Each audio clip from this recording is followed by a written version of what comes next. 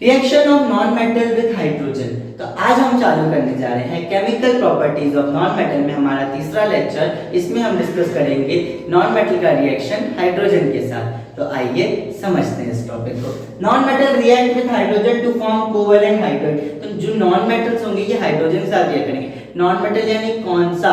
Sulphur हो सकता है रिएक्ट कर जाए, नाइट्रोजन हो जाएगा रिएक्ट कर जाए। तो ये सब क्या रिएक्ट करके क्या बनाएंगे वो देखने वाले हैं हम। आइए, non metal plus hydrogen give covalent hydride, ये इसका स्टैंडर्ड इक्वेशन हो गया। अब इसके एग्जांपल देखते हैं। जब हाइड्रोजन और सल्फर रिएक्ट करते हैं तो हाइड्रोजन सल्फाइड बनाते हैं। Hydrogen H2 plus sulphur H2 दोनों रिएक्ट करके H2S बना लेते हैं। इसी तरीके से नाइट्रोजन जो होता है, नाइट्रोजन प्लस हाइड्रोजन आपस में रिएक्ट करके NH3 बनाते हैं। इसमें ज्यादा और रिएक्शंस भी है नहीं, मतलब आप अगर करना चाहें तो क्लोरीन के साथ रिएक्ट करवा सकते हैं और HCl बना सकते हैं, लेकिन वो हम अपने पिछले लेक्चर में कवर कर चुके हैं, इसलिए अगेन इसमें नहीं डिस्कस कर रहे हैं। तो यहाँ बेसिकली होता क्या है, हाइड्रोजन के साथ कोई भी अगर अपना बनाना चाहता है, एक खास बात ये होती है कि हाइड्रोजन जो होता है यहाँ पर वो पॉजिटिव चार्ज मेटल की तरह रिएक्ट करता है। आपको पता है हाइड्रोजन के पास कैपेसिटी होती है यहाँ तो अपना एक इलेक्ट्रॉन छोड़ दे, यहाँ तो एक इलेक्ट्रॉन गेन कर ले, क्योंकि उसका एटॉमिक नंबर होता है 1, मतलब उसके पास नंबर ऑफ इलेक्ट्रॉन होते हैं 1। तो यहाँ तो अपना शेल कंप्लीट कर ले, के शेल कंप्लीट करने के लिए एक इलेक्ट्रॉन ले ले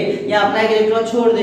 दो ऑप्शन है उसके पास, दोनों में से एक काम वो करेगा। तो अब दोनों में से एक काम करने का यहाँ पर वो क्या कर रहा है, वो इलेक्ट्रॉन को गेन कर रहा है। तो क्या होगा, सॉरी इलेक्ट्रॉन को वो लूज कर रहा है, तो क्या होगा, वो अपना इलेक्ट्रॉन इनको देगा। जैसे हाइड्रोजन सल्फाइड बनाते हो, ये अपने दोनों इलेक्ट्रॉन इसको दे देगा सल्फाइड को, और ये रिएक्शन हमारी कंप्लीट हो जाएगी, क्योंकि सल्फर को 2 इलेक्ट्रॉन की नीड होती है। अगर इसकी बात करें नाइट्रोजन, एटॉमिक नंबर 7, शेल बांटो, पहले में 2 दूसरे में 5, टोटल मिला के हो गए 7। तो अब 2 और 5, क्योंकि आखिरी वाले में 5 है, के एल में हो गए 5, लेकिन 5 नहीं, उसकी कैपेसिटी होती है 8, यानी 8 - 5, 3 इलेक्ट्रॉन उसको और चाहिए। तो 3 इलेक्ट्रॉन कौन दे रहा है, हाइड्रोजन दे रहा है। मिल गया, देखो 3 हाइड्रोजन है, हाइड्रोजन के पास 1 है, वो अपने तीनों इलेक्ट्रॉन दे दिया और NH3 बन गया। तो this is how the reaction is following. Now let's see another reaction. This is the fourth type of the reaction. Fourth type में हमारे पास है non metal do not react with water और steam to evolve hydrogen gas. तो जैसे अपन ने उसमें सीखा था